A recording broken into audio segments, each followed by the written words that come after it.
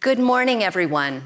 I'm Liz Stanley. I'm on the core faculty here in the Security Studies program, and it is my absolute pleasure this morning to spend some time talking with Senator Jack Reed, who is the chairman of the Senate Armed Services Committee. And I just found out who was a firstie at West Point the year I was born there. So we have a very unusual connection we didn't know about. Thank you so much, sir, for spending some time with us this morning. So we will have a conversation for a bit, and then we will open it up for questions from the audience, both online and here in the room. So, Senator Reed, when Americans think about civilian control of the military, they usually think about the president and the executive branch, but they rarely think about or may overlook the relationship between the military and Congress. Right. And yet, civilian control in our country involves what in the literature we talk about as the divided principle, that it is shared. Mm-hmm. And I'm wondering, from your standpoint, how you would assess civilian control today in our country, and is it working well, what's working well, and where are places for possible improvement? Well, I think it is working well. There is a constant communication between Congress and the Department of Defense. Part of our job is accountability, of asking them what they need and then evaluating how well they use it. And we do that on a constant basis. The President, of course, is the Commander-in-Chief constitutionally. And I think the dynamic is still very strong in terms of military advice from the service chiefs and from the chairman to the president, with the National Security Council being another integrating device. And they help sort of integrate our side of the equation. But no, I think we have a situation where there is responsible control by the civilian authorities of the military, which is essential.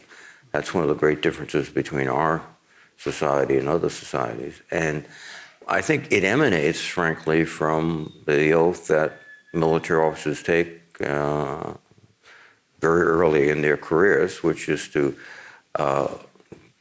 defend the Constitution of the United States. And they take it very seriously.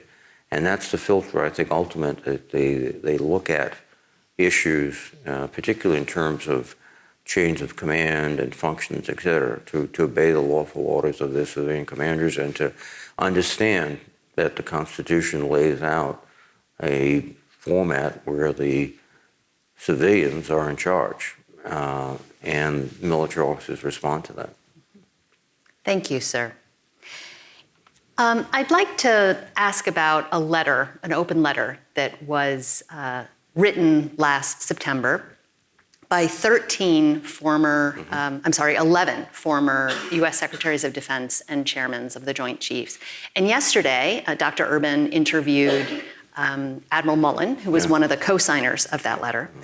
And it was an open letter about the best practices for healthy civil-military relations in what they called an exceptionally challenging civil-military environment and an extremely adverse political environment. What was your reaction to this open letter and to the practices that they named in it?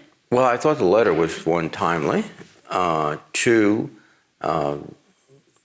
well thought out, and it emphasized important points, critically important points. One major point that was emphasized was there has to be mutual trust between military leaders and their civilian leaders, and that trust is built upon, again, the constitutional oath of, what are we here for? We're all here to uphold the Constitution of the United States, the roles that are defined under the Constitution, and then also a sense of boundaries, of areas in which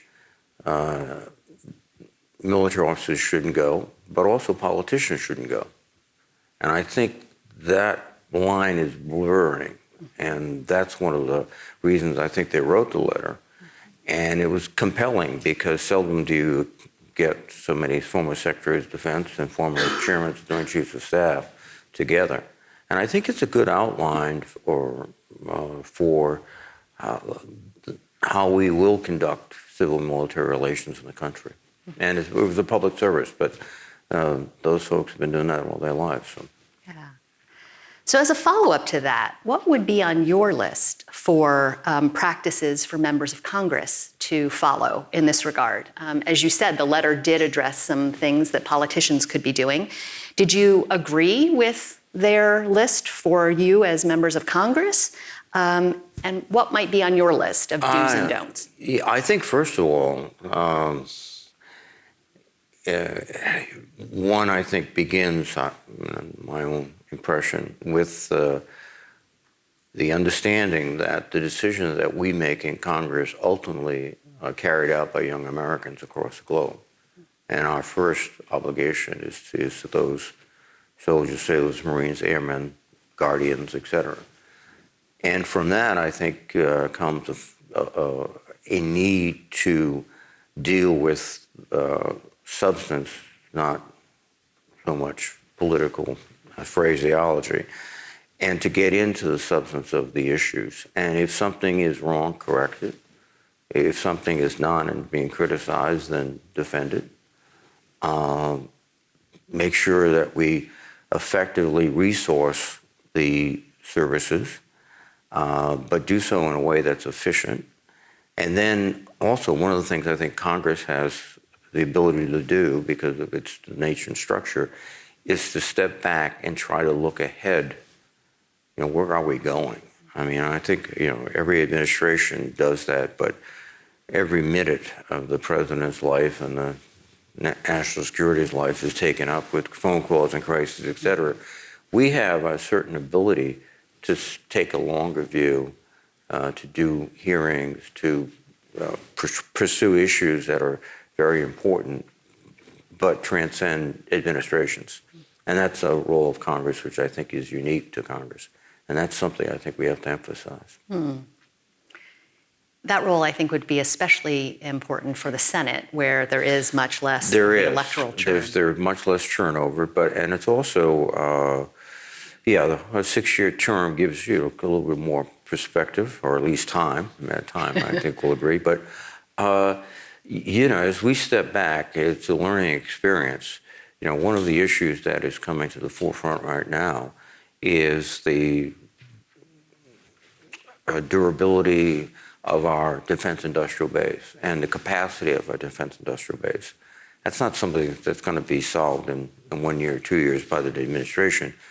In fact, the CHIPS bill, which is extraordinarily, I think, effective legislation, particularly for national security, and I must commend Secretary Raimondo first, because she's from Rhode Island, but second, because she's did a superb job. But it'll be a critical national security aspect if we can, develop our own chips and not rely on other sources. But that's not going to roll out for 5 more years. And so there are people will be here today in Congress that will be there 5 years from now. I don't think many of the people in the administration will. So we have to, that's the continuity aspect that we bring to it. And also the ability to take the longer view. And I think that's something that's the Senate and the Congress together should pursue. Great, thank you. So one of our panels yesterday addressed the continued politicization of the military. What advice might you have for senior military leaders on how they can protect their branches of the service from efforts to politicize them? And at the same time, being able to uphold the core tenets of the military subordination to civilian authority. Conversely, what is required to encourage your fellow members of Congress and other politicians to refrain from efforts that ultimately politicize the military? The first question, what military officers would do, again, I think it recognized your responsibilities to the Constitution. I think also, too, is fundamentals of leadership, which is to understand your troops, and whether you're a company commander or a corps commander, to be constantly engaged, to see things as they are, and if they're broken, fix them, and if they're not, then reinforce them. And that leadership inspires trust among the military, and that trust is probably the greatest factor one has. As a company commander, I'm not a very intimidating fellow. I'm like 5.5 feet tall, and et cetera, and I was probably not the most brilliant commander, but I think people gave me credit for working hard, understanding what my job was, and trying to learn from them, and also getting advice from people that knew more than I did, and regardless of rank. And I think those qualities are the fundamental qualities to maintain a military that is focused on its military mission and not politics. I think one of the aspects of this is a little bit to the peripheral, but one of the aspects now is it's just been so lately more participation in politics in a public way by military officers. Years ago, I was really kind of appalled. I was down at Fort Bragg, and I served at Fort Bragg, and I was driving around, and I saw a political bumper sticker on a car, and I had never recalled when I was a lieutenant in the 70s a bumper sticker on a car. Now, it might have been a guest or something like that, but no one did that then. They weren't doing it in the 90s when I was a lieutenant either. Yeah, yeah. And I think that's now more common. I think it's there, and then there's much more participation in politics by former military officers, which as one, although I served until I was 29 and went to law school, and then was in the state senate, so it wasn't this immediately jumping to the national stage. But nevertheless, I think it's the boundaries between the old-fashioned military and the new are more flexible and more, less obvious. And I think one of the, if you read about Marshall and even General Eisenhower, I think General Eisenhower voted for the first time in 1948 for himself. Not 48, 52 for himself. General Marshall, I don't think, did that. And now it's the culture, it's more political. And that's a factor that we have to deal with. So that's the politicization coming from the military side. What do you think recommendations from the politicians and members of Congress side? I think basically start with the facts, not with a slogan. And if you start with the facts and you can make a case, then you've identified an issue that is worthy of consideration and can be considered probably in a thoughtful way and improvements made. If you start with a slogan, and many of my colleagues end with a slogan, you're just making noise, not policy. And that is a disservice to the military. Thank you. So as a follow-up to that last question, what are your thoughts about House Republican efforts to use their oversight powers to examine the military's woke agenda and to curtail COVID-19 vaccination mandate for military service members? Are these appropriate exercises of civilian control, or does this risk further politicizing the institution? And can the Senate do anything to balance those concerns? Well, I think it does, in fact, risk further politicization because woke is an all-purpose term for whatever you fear. And in fact, I saw today a reference that in the Republican budget they're discussing in the House, the programs that they're going to cut are the woke programs, whatever they are. That's where I think when you get beyond the slogan and get into let's talk about issues, you can make real progress. Otherwise, you're talking past each other. It's just phrase. So I think that what they're doing is really, I think, focusing on certain issues, which there might be problems with, what could be dealt with and should be dealt with in a functional way, not a political way. And then I think the fear is that this general sort of attack on wokeness is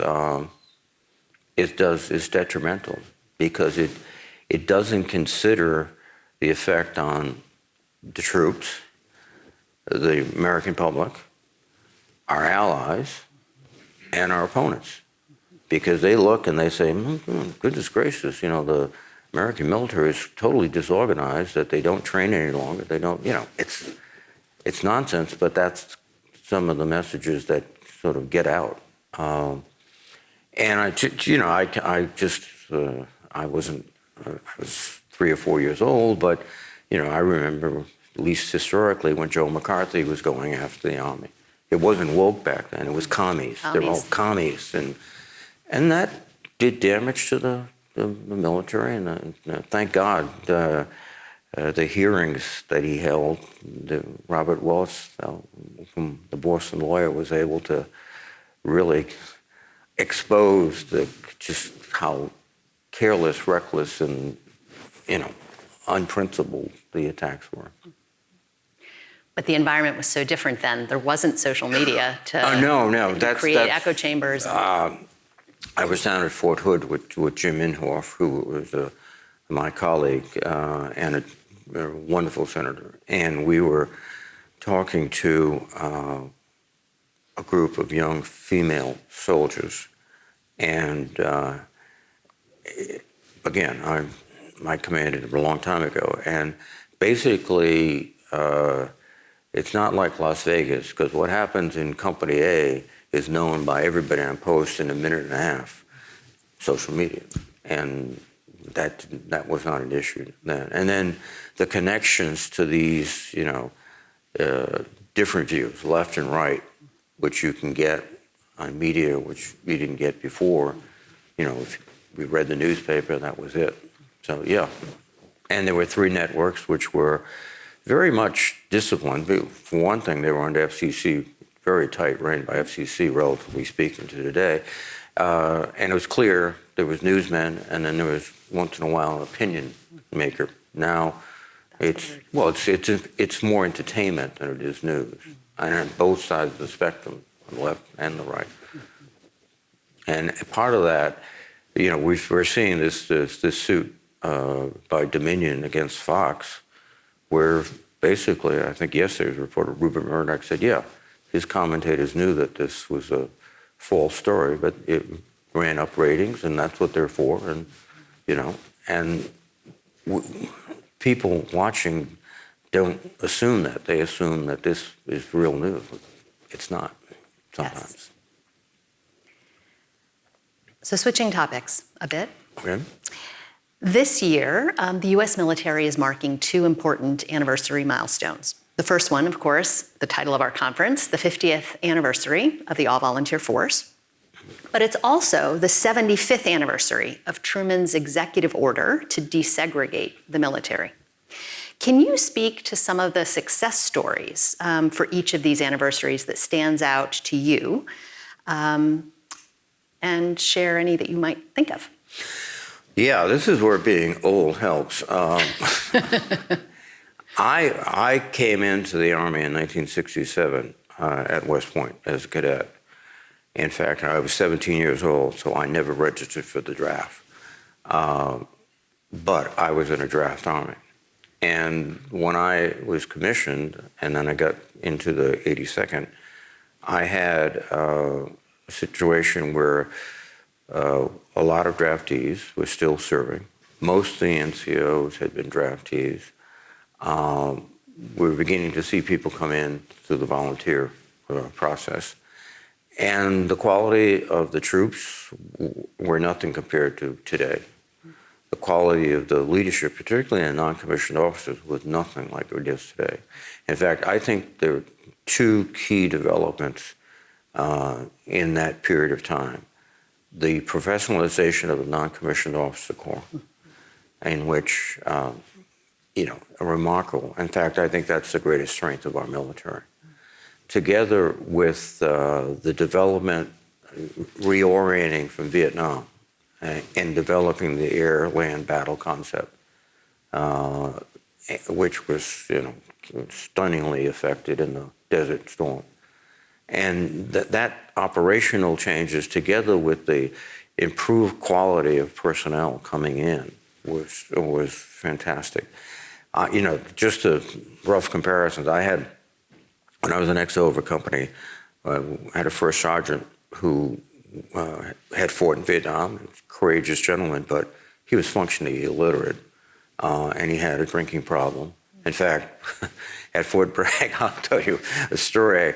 I went down to visit Fort Bragg probably 10 years ago, 15 years ago, and they picked me up to the airport, and they're driving me, and they're taking me to see the division commander. And they took a turn, and I said to myself, why are they taking me to the NCO club? And I got out, and that was the new headquarters of the 82nd Airborne Division. The NCO club was essentially banished. But when I was there, if you were on post duty, lunch at the NCO club was a six-pack of beer, and most of my NCOs came back a little bit under the weather. And the education and the quality that the volunteer force brought in made a profound change. And I can't overemphasize the NCOs. It's not unusual today to have a non-commissioned officer who has a master's degree. And again, that's quite different than it was. In terms of the desegregation, I think it's extraordinarily progress. I think one example is Secretary of Defense, Lloyd Austin. I mean, he's an extraordinarily gifted gentleman who served remarkably well as a soldier and is now doing, I think, a very good job as Secretary of Defense. But you can see it throughout the ranks. And I think also the increased enrollment of women in the military. I was out in Hawaii and looking at the Marines' new, I think they call it Littoral Regiment or something, where it's dispersed, General Berger's concept for just fighting the next fight in the Pacific. But I was being briefed by an African-American E5 female, and she was absolutely stunning in terms of her intelligence and her command and her poise. And, what a great contribution. And that would not have happened if we were the old sort of, it's just for men only. So I think, we're celebrating two achievements. With respect to the volunteer force, though, what we're finding is that, and I think Admiral Mullen made some news yesterday when he called for the draft, but what we're finding in the volunteer force is first of all, it's becoming more of a family business. 60% of the recruits have a close family member who's in the service. And it's becoming regionalized. So the fear is, rather than having a force, and this was the value of the draft, you have people from everywhere.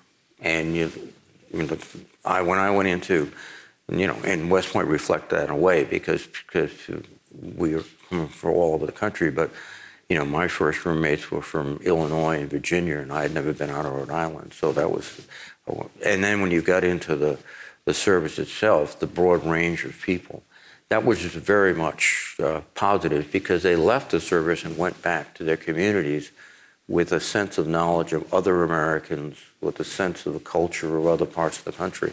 And we're not seeing that as much. And I think that's probably why there's this proposal to do something with the national service. So that's, I think both of them are positive developments, but I think, again, after so many years, you've got to look back and say, okay, what's right and what has to be sort of reconnected or redirected. Yes. My follow-up was going to be about some of kind of the ways that the all-volunteer force no longer matches kind of the general population. And I think you've highlighted several of them. No. It's very regionally focused. It's more rurally focused. tend to come from lower socioeconomic groups, and then this family business, as you put it, Yep. between 60 to 85%, depending upon which service, is related to someone else. Would a national service mandate rather than a military draft resolve that? Or are there other things that we could do to help encourage diversity and kind of a more representative military of the wider American population? Yes, I think there are things. I've had discussions with the Secretary of Defense and other people about basically the recruiting challenge. How do we get a more representative force? And one thought I had, and it hasn't yet been validated, been vindicated, is that we spend a lot of time with junior ROTC programs in high schools, et cetera. I think we should try to focus more on junior colleges. Because what you're seeing there are people who have made a conscious decision not to go to college right away, i.e., the usual plan, college, and then all the way through. And also, they obviously they're talented, et cetera. So we might focus there, and I think we have to be more determined to recruit from areas that are not well represented. So we have to put more resources there without sacrificing quality, and that I think will help a bit. I think those steps can be taken fairly quickly. National service, I think, is a wonderful concept. And the issue there is, with respect to the military, we don't need all the young people who would fall into the age group for national service. So they'd have to go someplace else. And that would be creating significant programs. Now, I think it would be a great experience. There's so many people who served in the Peace Corps and later went on and did great things. Guys like Chris Dodd and others. But the apparatus and the investment, et cetera, I think would be difficult to carry off now. I think, one of the things we should consider seriously is educational funding. We do this to a degree with the military, but incentivize people to go into volunteer roles by giving them credit for their college tuitions and aid like that. Just build up incentives to get people into volunteer work that's useful for the community, and also, get a more broader representation of the country in the military.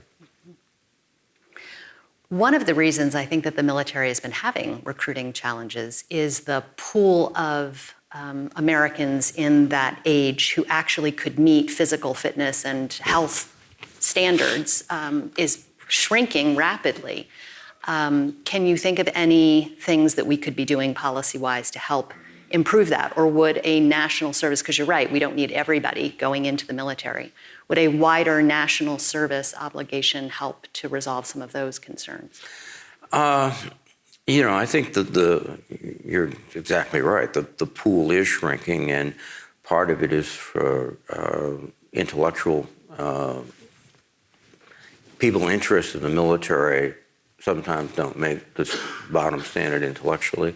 The physical problems are getting more and more with things like asthma. Obesity is one of the greatest problems in the country today, and that's disqualifying for military personnel. First of all, one would like to have a public health system in which people are diagnosed very early, they're treated, and they're in great shape.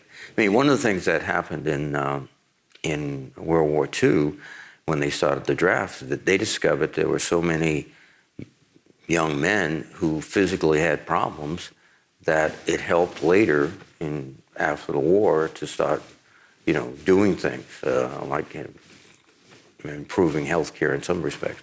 But I think we're in a situation where that pool is going to continue to shrink demographically because of demographics. And we have to start thinking, and we are, about are there certain occupations in the military that don't require the same physical expertise and skills that we normally assume. I mean, the basic concept in the Army was everyone is essentially an infringement. So they have to be able to do this and this and this. Now in a world of cyber, crypto, the spectrum, sitting at a computer, you don't have to be, you don't have to necessarily do 100 push-ups. You can work the keys. That's being sort of talked about and considered. It hasn't really gotten, I think, traction yet, but that's something that we might think about. Then there's just a more flexible way to serve. I mean, the concept might be to have the ability to come in and serve, leave, then come back in at a rank that's adequate or sufficient to get the person back in. So we have to think of different ways to approach this problem, because ultimately it's about numbers. It's not, the pool is not 2 million people and we need 200,000. Yes. You've highlighted a lot of different kind of structural pieces that interlock there. And so it's thorny, but you're right. It's going to require some thinking in new ways. And I think the way we do things is we'll take steps that we can take now, think about changing qualities for certain MOSs, et cetera. And then the longer term, on a societal basis, that's the question we should ask ourselves. Do we really need a national service as a fundamental way to reconnect Americans with America and other Americans? I honestly think we do. And how do you structure that? How do you do it efficiently? Who runs it? What about those people who can't serve for other reasons? But those are problems we have to work out. The legislation, I've been supporting legislation like that for years, and some of my colleagues have also. The first step is the immediate step of, can you fix something right away? So you were saying some of it is demographics and lack of interest. Building on that piece a little bit, various polls have pointed to a recent decline in the American public's confidence in the military. Mm-hmm. And there's a range of different reasons that have been offered for that. It's probably no single explanation gets at it. Certainly, having had a forever war for more than 20 years in this post-9/11 era that we've been in, and the adjustments with that was a challenge. Partisanship has probably been a challenge. Mm-hmm. So how would you take stock of the American public's relationship with the all-volunteer force during this era? Well, there's been various polls. One was from the Reagan Center, and actually over the last several years, I think from 21 to 22, the last polls, the overall respect, if you will, for the military has gone up. So, not dramatically, but it's gone up after falling for about 4 years in a row. And I think it's a function of some of the things you described, the forever war, and then some of the rhetoric which began to bubble up. But the decline really preceded the woke fashion, if you will. And I think it represented just probably more reaction to the constant warfare and the stories that accumulated over 20 years from the Iraq. Abu Ghraib was not a very flattering story for the American military and for the administration at that time. And those types of stories kept coming up and up and up, and it took away the edge that the military had, I think, in public opinion. But I think the numbers seem to suggest it's coming back. People are respectful of it, and I must say that they've done an extraordinary job in support of Ukrainian forces. To be able to move a brigade, armored brigade, from standstill to the Polish border, ready to go in 6-7 days, is a very effective military force. And I think that is helping to increase the appreciation of military. So I have one last question, and then I will be opening it up to our audience. So in the past several years, the National Guard has been used to quell domestic protests, to protect the Capitol on January 6th, to run COVID vaccination centers and temporary hospitals, to deploy to the Mexican border, drive school buses, just to name several of the things they've done, service substitute teachers. Can you comment on the state of the National Guard today and discuss kind of the implications for this very wide use of our National Guard in this way? Is this is the Guard resourced appropriately to be doing this diversity of missions? Well, my sense is the Guard is resourced appropriately. I mean, they could always use and they'd always request more resources, and there might be good arguments for that. But I think they are resourced. I've been terribly impressed with the National Guard. Again, when I was a young officer in the 70s, the National Guard was not a very professional organization, to be honest. In many respects, it was one way to avoid service in Vietnam was to join the Guard. There were other people who conscientiously wanted to be in the Guard, and good. But I can recall being up at Fort Drum, New York, on detachment from the 82nd TDY, and we had the New York National Guard up there. And first of all, a lot of them were former police officers. And back in the 70s, they had hair way out. They didn't get haircuts, so they wore wigs. The first night I was there, or the first night the Guard was there, someone got shot in the barracks because one of the people dropped their weapon upstairs. It went off and hit the poor fellow sitting on the john. So it was like, what is going on here? Today, the National Guard, it's one army. They are as well trained. In fact, I would suggest in many cases better trained than some of our active duty personnel. And I saw that in Iraq and Afghanistan.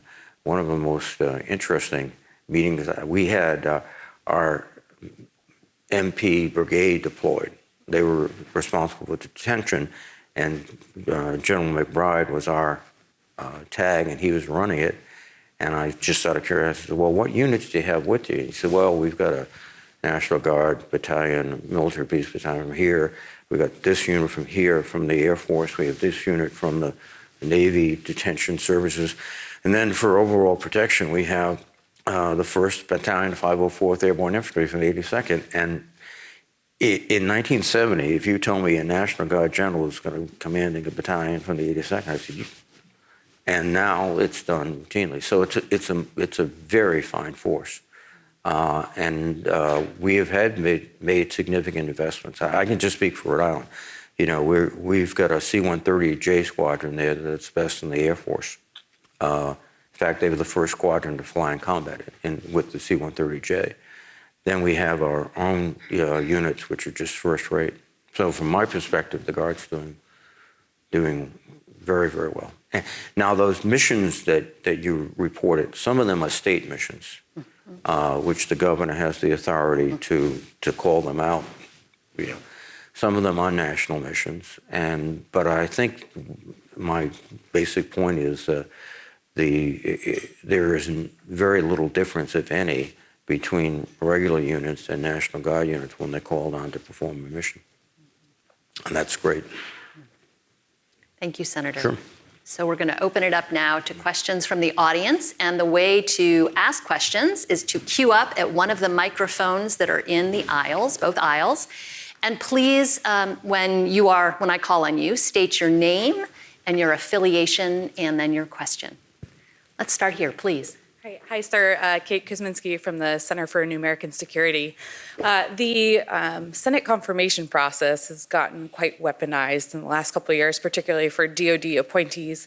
With this room and audience full of experts, what can we do on the outside? How can we communicate to your Senate colleagues what the cost to national security is on the weaponization of this process? No, that's an excellent point. You're exactly right. It was a custom previously to look at someone's qualifications and if there was a question, then to raise an objection. Now it's, I want X, and no one's going to get confirmed till I get X, which has sometimes nothing to do with military policy. I wish I could tell you I have a very easy answer. I don't, because I deal with it every day. I've tried to get these people through. Some of it is just, you've got to force the nomination to the floor and get it through.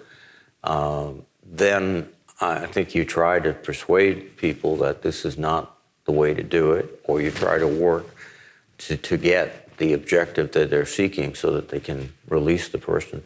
But I think what could be best done here is to highlight that in academic articles, editorials, public, the real harm that's being done.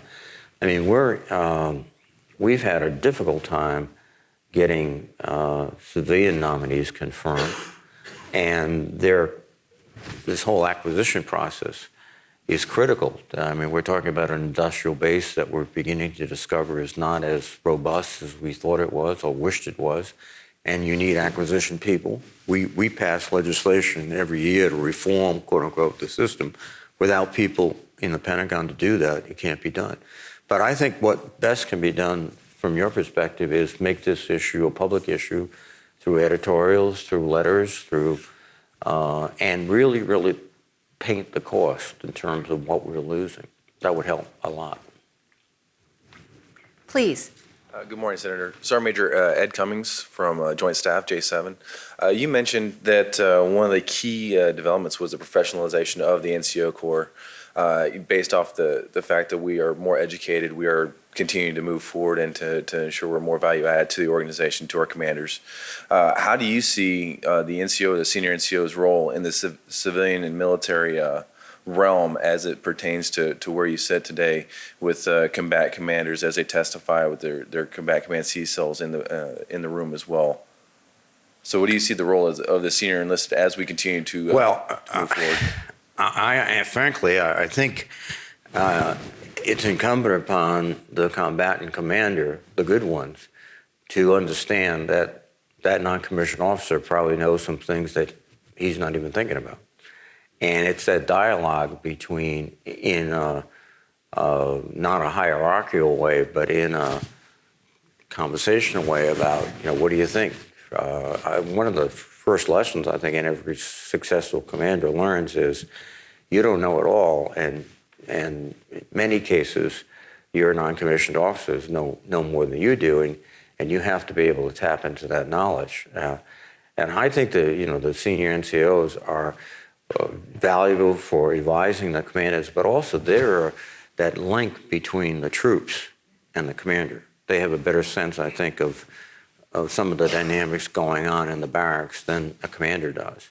And those are the factors I think you have to take into consideration. I would not have survived as a platoon leader or a company commander without a great platoon sergeant, a great first sergeant.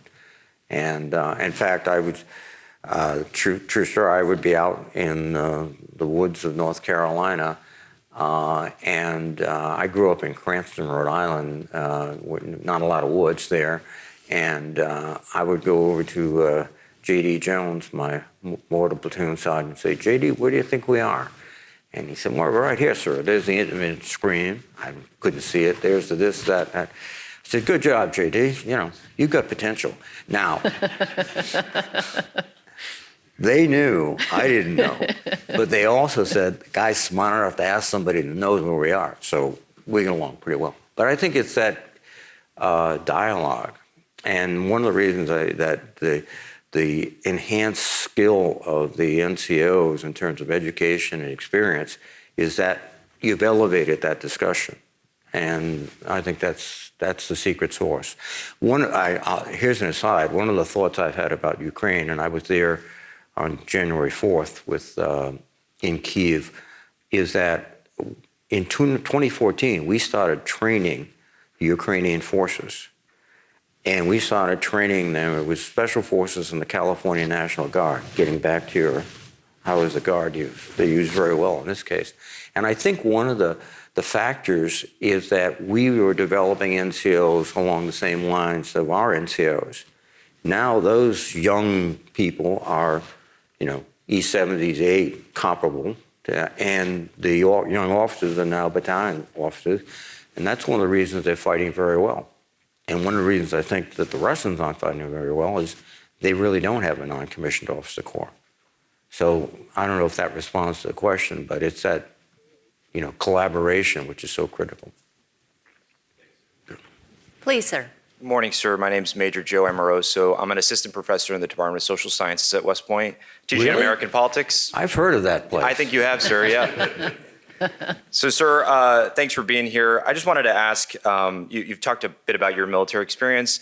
To what extent does that impact your approach to lawmaking in Congress? And then also, with the increasing politicization of the military, and then also this concurrent concern that veteran representation within Congress is on the decline, many more running for office who are veterans use their military service on the campaign trail.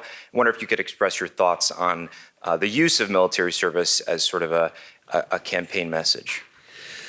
Well, first of all, I go back to the points I previously made. I think my military experience, first of all, focuses my attention on the fact that ultimately what we do here has to be carried out in very dangerous circumstances by young men and women, Americans. And we owe them a lot of hard work, not just the kind of, so we have to do our job because their job is much more difficult. When I thought, feeling sorry for myself, I think someone in a fob someplace, and I get a little bit better off.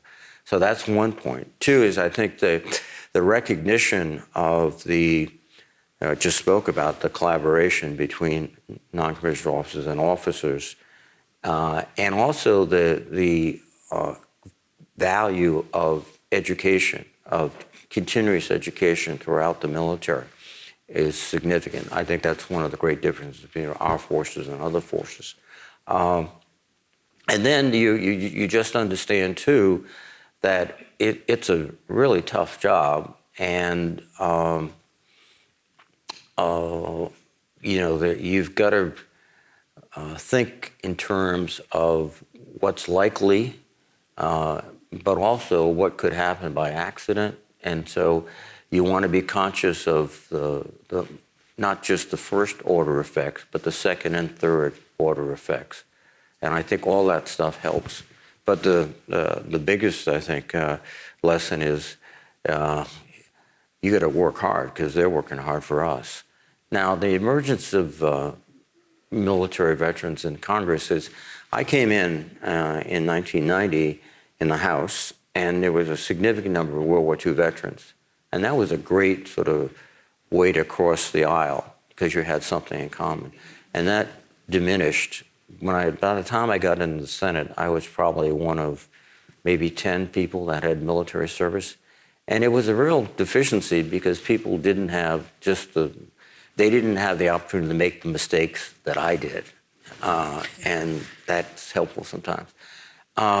And now what we're seeing is younger veterans of Afghanistan and Iraq come in, and they add value. I think, the question is, are they coming in also with a perception that it goes beyond just military?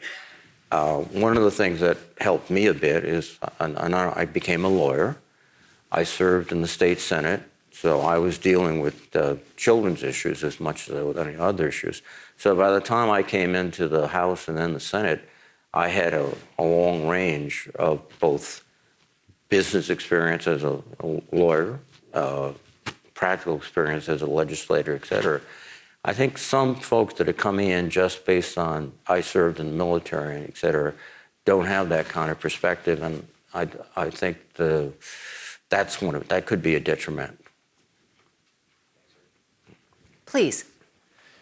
Morning, Senator. Lieutenant Colonel Chuck Laubach, United States Air Force. So one of the themes over the last couple of days has been that effective civilian control of the military has both the aspects of the civilian command from the executive branch, but also civilian oversight from the legislative branch. So I'd just be interested in any advice that you would have for senior military officers to foster a more effective relationship with their congressional overseers. No, well, let me just, when I first got into the Senate particularly, I was really impressed with the Marine Corps because they put young people, captains, majors, into their OCLL, their congressional liaison, and then they bring them back when they're more senior, and then many of them go on to become commandant or other people there. So they understand better than the other services the need to get talented people that know how the Congress works. And I think the other services have finally got that message too. When I was first here, the OCLL of the Army, the 2-star, that was a terminal assignment, which was just not too smart because you're here a year and a half or so, and then you're looking for a job. That doesn't make sense. Whereas, again, in the Marine Corps, you were in line if you did a good job there to get a division and then go on to be commandant. So I think the military has gotten a little more adept at that. But that, to me, is the key. If you get individuals who really understand how the mechanics of Congress works, i.e., be very friendly with the staff because they're the ones you have to influence ultimately. My staff's over here. And I think that's the key. And as I said, I was really sort of surprised about my service, the Army, but they've gotten really much better. And now it's not uncommon for the OCLL to take a division as soon as he or she finishes. We just have about 3 more minutes, so if it would be okay with you, Senator, I'd like to have both of them, the last 2 people, share their questions, and then you can answer both. Yeah. So maybe hear from you, please. Yeah, thank you for being here this morning. My name is Megan Skinner. I'm a junior in the SFS, and I'm from Rhode Island. Where? North Smithfield. Great.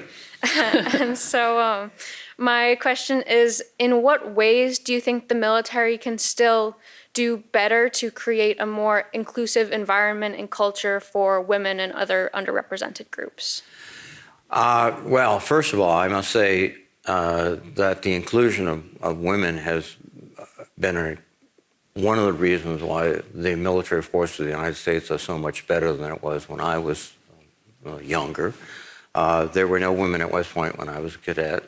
There were no women in the 18th Airborne Corps when I served there. Now they're leading and they're doing a remarkable job.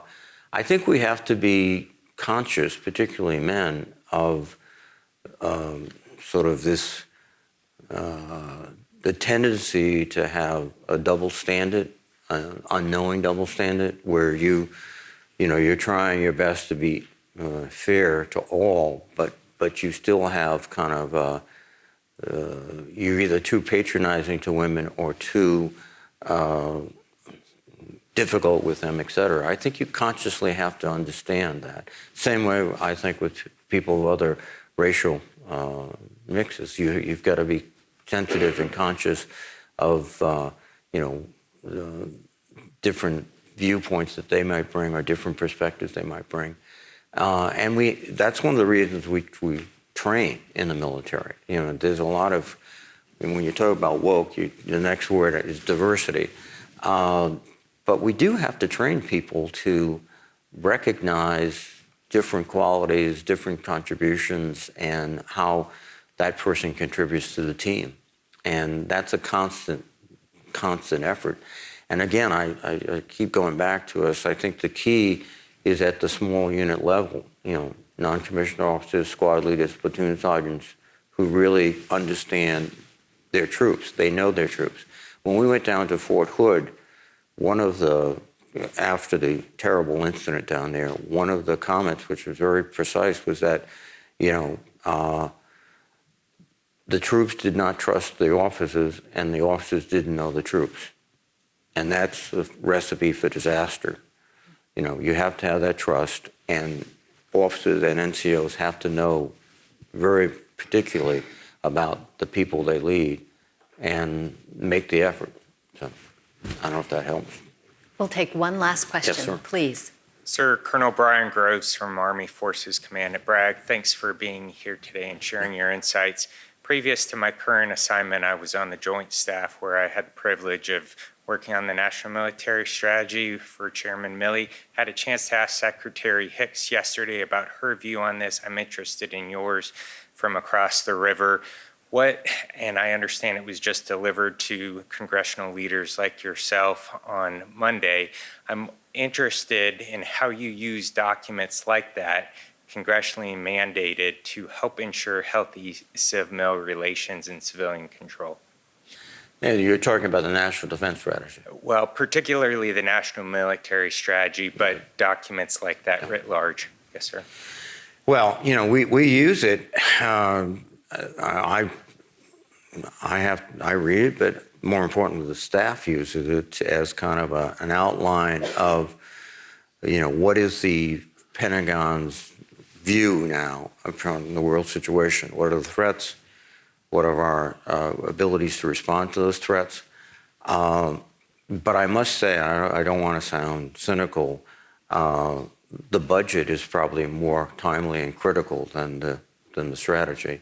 It's what you're investing in, what you're disinvesting in, which is so critical. And that's, we pay a great deal of attention to that. And generally speaking, is that most of these policy documents, and I've read them for every administration since George Herbert Walker Bush, are general thematics about, you know, where we are, et cetera. And it does give us a rough sense of the priorities. China is the pacing threat. Russia is a disruptive threat. Then we have other Iran, North Korea present problems, regional problems, et cetera. So at least now we've got the big picture. But to get something done, you really have to look down into what are we buying, what are we investing in, what are our plans 5 years from now. I mean, most of these issues we're going to confront, you know, we're looking ahead at a timeline for China of X number of years, et cetera. What do we have to do to be ready for that? So I don't know if that helps, but surely. Senator Reid, I am so grateful for you having spent this hour with us this morning, and I invite all of you to join me in thanking him for coming. Thank you very much.